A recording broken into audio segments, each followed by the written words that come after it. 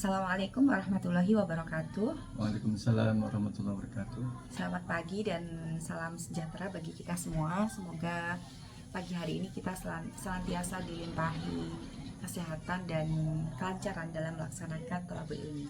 Amin ya rabbal alamin. Pak Badrus, pada pertemuan kelima mata kuliah Pendidikan Pancasila, kita akan membahas tentang Pancasila sebagai ideologi bangsa dan negara. Betul. Maka perbincangan selanjutnya kita tidak terlepas dari membahas lagi tentang ideologi, kemudian yang itu berkaitan dengan bangsa dan negara kita, Indonesia. Betul ya. Sudah. Jadi ideologi yang menjadi dasar dari pandangan hidup serta filosofis Pancasila dan jati diri. Ya. Sudah siap untuk membahas, Pak Badrus? Siap. Baik, mari kita bahas pengertian dari ideologi itu sendiri. Jadi teman-teman, ideologi itu diartikan sebagai sebuah kacamata, cara pandang kita, sebuah nilai yang menjadi bagian dari proses kita melangkah, tertuntun, terbimbing gitu ya Pak Badrus. Betul. Jadi ideologi itu waris dari kata idios ya, yakni ide-ide ya. Kemudian logos ilmu Ya. dan punya makna lain ideologi adalah disebut juga paradigma gitu. Ya, atau gagasan barangkali Ya, ya. atau gagasan ya. Jadi ideologi bangsa kita sama, tapi gagasan-gagasan kita dalam pemikiran dan pengembangan pengetahuan barangkali berbeda gitu ya Pak Badrus. Betul. Dan gagasan ini berasal dari pengalaman kehidupan bangsa ya, kehidupan masyarakat. Jadi tidak ujuk-ujuk ada ideologi, tidak, itu karena ada pengalaman, proses, sehingga pengalaman itu diyakini sebagai bagian dari kebenaran yang mendukung keberlanjutan sebuah masyarakat, bangsa dan negara. Baik. Gitu, Bang. Ya. Jadi selain pengertian ideologi, apa saja sih yang akan kita bahas pada pagi hari ini Pak Badrus? Kita juga akan bahas tentang apa sih ideologi Pancasila juga, dan apa sih ideologi bernegara, dan bagaimana tadi jati diri ya, Iya. Pancasila sebagai jati diri. Iya. Nah, di ideologi Pancasila, Bu Anis, itu juga didasari dari prinsip filosofis ya, atau dalam istilah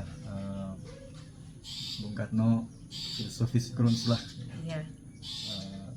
Bagaimana Pancasila sebagai pandangan dunia, dan ini yang dimaksud dengan ideologi Pancasila itu sendiri, Pak.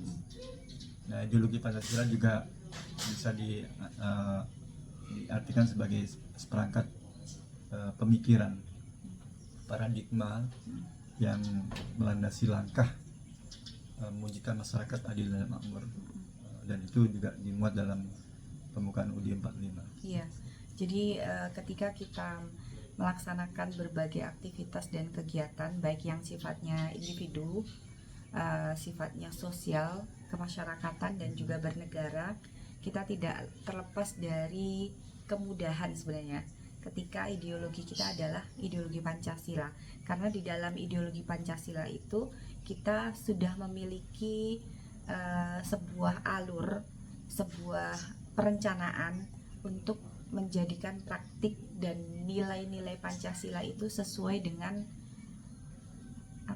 kekhasan bangsa Indonesia.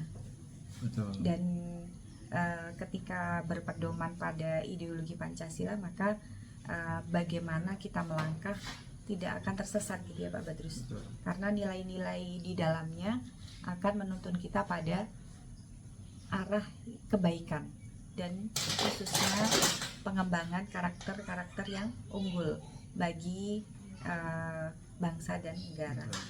Karakter yang sudah dikembangkan oleh para leluhur bangsa Indonesia yang itu menjadi sebuah pengalaman sejarah, dan ini menjadi fondasi dari apa yang disepakati sebagai Pancasila itu, Bang. Kemudian selanjutnya tentang bagaimana Pancasila sebagai ideologi negara, Bu Anis. Apa kira-kira aspek penting di sini? Nah, Pancasila sebagai ideologi negara juga punya makna sebagai sistem kehidupan nasional, di mana di situ termasuk mencakup aspek politik, ekonomi, sosial, budaya, dan pertahanan keamanan, Bu Anis. Dan ini menjadi ide-ide di mana contohnya adalah misalnya contoh aspek sosial budaya, kehidupan harmonis masyarakat Indonesia sebelum Pancasila ini itu menjadi dasar tentang Pancasila sebagai ideologi negara. Kehidupan kita sudah bahkan sebelum ada bangsa Indonesia, kehidupan masyarakat berbeda agama, berbeda suku itu sudah muncul sejak masa kerajaan-kerajaan itu, dan itu menjadi dasar bagaimana Pancasila sebagai ideologi negara ini melandasi proses bernegara. Baik, jadi bisa dikatakan bahwa ideologi Pancasila itu tidak lahir pada tahun 1945, tapi sudah ada sejak ratusan tahun yang lalu. Betul. Lewat pelaksanaan nilai budaya, nilai gotong royong misalnya. Betul, kemudian bagaimana mereka melaksanakan sistem sosial yang sangat mendukung satu dengan yang lain, meskipun di dalamnya ada perbedaan-perbedaan. Bahkan dalam sejarah yang kita baca, dalam lingkungan keberagaman di pemerintahan kerajaan terdahulu, mereka saling menghormati dan saling belajar bersama. Nah, proses itu sebenarnya adalah contoh apa yang seharusnya kita lakukan saat ini. Jadi ketika di masa lalu nenek moyang kita barangkali bisa hidup berdampingan antar suku, golongan, dan agama yang berbeda dengan bekerja sama dan saling menghormati, maka kita sebagai generasi muda penerus bangsa yang saat ini dimudahkan dengan berbagai fasilitas dan kemudahan untuk berkomunikasi dan saling terhubung, harusnya lebih baik lagi, gitu ya Pak Badrus? Betul, Pak Anis. Nah, juga ada pertanyaan Bu Anis terkait dengan mengapa masih terjadi kekerasan atas nama suku dan agama itu, Bu Anis. Saya kira ini menjadi refleksi kita ya, bahwa masyarakat melupakan sejarah, melupakan bahwa nenek moyang para leluhur bangsa Indonesia ini mereka sepakat untuk hidup harmoni bersama. Dengan adanya perbedaan itu menjadi sebuah kekayaan, kekayaan luhur bangsa gitu ya. Iya, jadi ketika saat ini masih kadang ada permasalahan di sudut A ataupun sudut B, namun yang tidak boleh kita lupakan adalah itu bukan yang mencirikan kita bangsa Indonesia. Apa maksudnya? Maksudnya adalah itu bagian kecil dari bangsa Indonesia. Jadi kalaupun ada konflik, ada pertikaian, itu adalah bagian dari kecil. Kalau kita saat ini sering menyebutnya barangkali bisa disebut sebagai oknum ya. Tapi mayoritas dari bangsa Indonesia memiliki budaya luhur tersebut untuk saling menghormati dan menghargai sesama. Bahkan bagi mereka yang secara pendidikan formal pun tidak memiliki pengetahuan yang mendalam tentang Pancasila, tapi sikap dan tingkah lakunya mencerminkan itu. Salah satu contohnya adalah ketika kita datang ke masyarakat di pedesaan, barangkali ada banyak orang-orang tua yang waktu itu belum bisa mengenyam pendidikan dengan baik dan layak. Tapi ketika kita datang berkunjung, mereka dapat menyambut dengan baik meskipun belum mengenal secara mendalam. Nah, sambutan yang orang sepuh atau orang tua ini lakukan barangkali bukan berasal dari pembelajaran Pancasila dan pemahamannya tentang ideologi negara, tapi bagaimana dia mengakses berbagai macam informasi dan juga contoh yang mereka lihat dari generasi-generasi sebelumnya, bagaimana harus bersikap dan menghormati orang lain. Maka pandangan bahwa Pancasila itu dapat menjadi sebuah kacamata itu sudah berlaku ya dan berlangsung, baik bagi mereka yang memiliki akses pendidikan yang baik maupun mereka yang belum memiliki akses pendidikan yang baik, karena sesungguhnya Pancasila itu merupakan bagian terdalam dari bangsa Indonesia itu sendiri. Betul. Jadi adanya ketegangan dan mungkin hubungan yang kurang nyaman itu bagian dari dinamika kedewasaan menuju kedewasaan masyarakat Indonesia. Betul. Dan kita sudah terbukti sebagai negara yang stabil dan demokratis ya, itu proses yang panjang yang dilakukan. Oke, selanjutnya apa Bu Anis yang bisa kita diskusikan? Selanjutnya kita akan membahas tentang makna Pancasila sebagai ideologi. Jadi kalau tadi kita sudah membangun persepsi bersama ya, apa itu ideologi. Kita sudah memberikan contoh bagaimana kehidupan masa lalu dan masa kini saling terkait ya sebenarnya dengan wadah Pancasila itu sendiri. Maka sekarang kita harus memaknai Pancasila itu sebagai ideologi. Ya. Apa awal yang akan kita bahas Pak Badrus? Jadi Pancasila sebagai ideologi itu kita lihat ya, Pancasila sebagai tuntunan ya. Tuntunan untuk bagaimana masyarakat bangsa dan negara ini melangkah. Masyarakat artinya Pancasila sebagai nilai-nilai Pancasila bisa menjadi acuan masyarakat untuk tadi kehidupan berbeda agama dan budaya. Bagaimana berbangsa dan bernegara. Pancasila bisa menjadi acuan kita untuk melaksanakan kebijakan luar negeri misalnya. Dan itu menjadi itu makna dari Pancasila sebagai ideologi ideologi itu Bang. Iya. Jadi pengejawantahan Pancasila sebagai ideologi itu tercermin dari bagaimana turunan dari aturan, dari regulasi, dari peran ya yang dilakukan bangsa Indonesia ini baik ke dalam maupun keluar. Ya. Jadi akan memunculkan apa yang disebut kebijakan negara, Bu. Ya. Oke, selanjutnya ini, kita akan membahas tentang Pancasila sebagai jati diri bangsa. Jadi bagaimana kita memahami dan memaknai secara mendalam Pancasila sebagai jati diri bangsa, Pak Badrus? Iya, mana Pancasila sebagai jati diri bangsa ini juga bersumber pada keluhuran sejarah bangsa Indonesia, Bang. Ya. Jadi Pancasila sebagai identitas dan jati diri ini memberi makna bahwa kehidupan masyarakat, apa yang kita jalankan dalam bernegara dan berbangsa itu memiliki efek manfaat, ada dampak berkelanjutan, baik berkelanjutan dalam konteks bernegara maupun berkelanjutan dalam konteks membangun kehidupan antar negara. Dan ini menjadi bagian dari apa yang disebut jati diri Pancasila sebagai jati diri, yakni fondasi agar apa yang kita lakukan dalam bermasyarakat bernegara itu juga selain berkelanjutan yang baik, tapi juga berdampak, memberi manfaat yang luas bagi pengembangan alam semesta. Iya.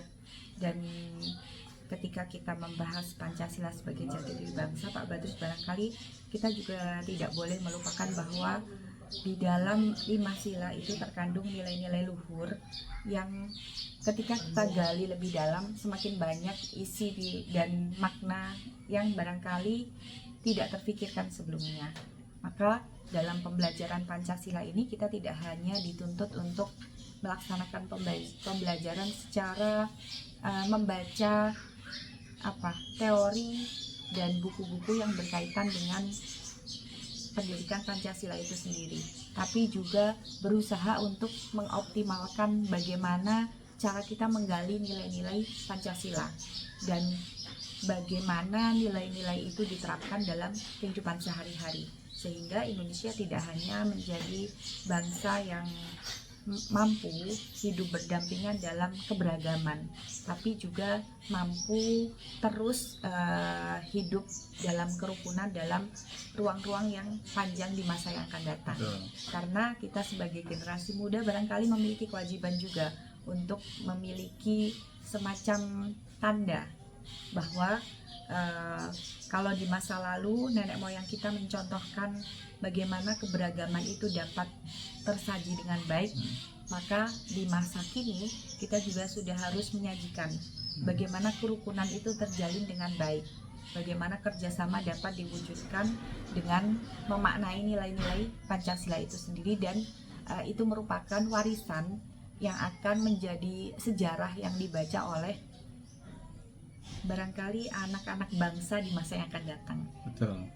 Nah, jati diri bangsa ini artinya Pancasila sebagai fondasi di mana kita memiliki ketahanan yang kuat melawan atau dalam adaptasi dalam era apapun, era digital, dan sampai ke depan Pancasila sebagai dasar fondasi jadi diri bangsa agar kita selain beradaptasi kita juga mampu kompetitif secara global, Bu Anis. Dan ini yang dicita-citakan, Bu Anis, ya. Perlu kita ketika sepakat bahwa Pancasila sebagai ideologi bangsa dan bernegara dan bermasyarakat. Baik. Saya kira itu untuk hari ini, Bu Anis. Ya, untuk mengawali diskusi kita Betul. pada pertemuan kelima yang membahas materi tentang Pancasila sebagai ideologi bangsa dan negara.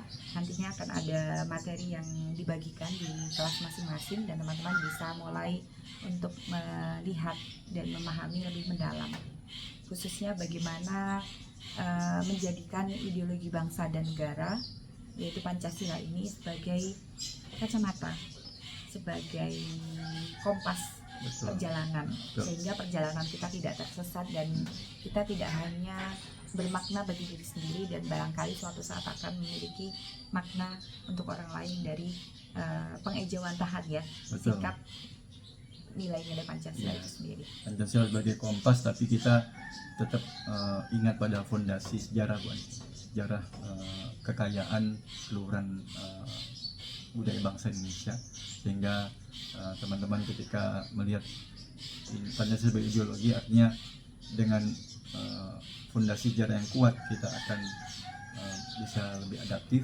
dan percaya diri, Bu Anis, ya, menghadapi perubahan zaman. Tantangan apapun yang dihadapi oleh masyarakat dan bangsa Indonesia, kita akan bisa bertahan dengan baik, bahkan jauh lebih maju melampaui apa yang kita bayangkan, Bu Anis. Baik, terima kasih banyak untuk pertemuan hari ini. Dua kata yang harus diingat, ya. Kita harus mengingat yang pertama sejarah, yang kedua adalah kompas perjalanan. Karena dua hal itu menjadi pengingat kita akan masa lalu yang baik, dan kemudian bagaimana kita akan menjalani kehidupan yang baik hari ini dan juga di masa yang akan datang. Betul. Baik, terima kasih. Demikian Pancasila sebagai ideologi bangsa dan negara. Kita akan berjumpa lagi pada pertemuan selanjutnya. Tetap jaga kesehatan dan salam hormat kami untuk orang tua dan keluarga teman-teman di rumah. Semoga beliau, orang tua teman-teman, senantiasa sehat walafiat. Amin. Assalamualaikum warahmatullahi wabarakatuh. Waalaikumsalam warahmatullahi wabarakatuh.